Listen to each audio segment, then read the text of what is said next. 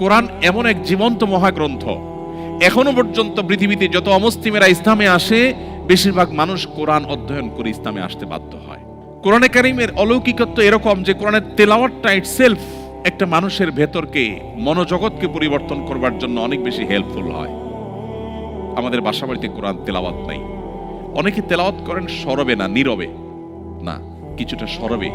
আমি বলছি না চিৎকার চেঁচামেচি করতে, আমি বলছি না আপনার প্রতিবেশীকে ডিস্টার্ব করতে, আমি বলছি না কারোর ঘুম নষ্ট করে দিতে।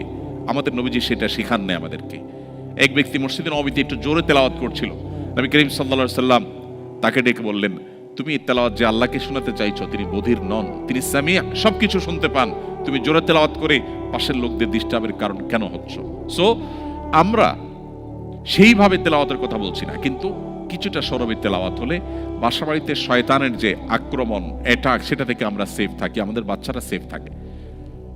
কিন্তু সেই তেলাওয়াত নাই। এখন পড়লেও আজকাল মোবাইলে গুনগুনিয়ে বা চুপে চুপে আমরা পড়ি। কিছুটা সরবে।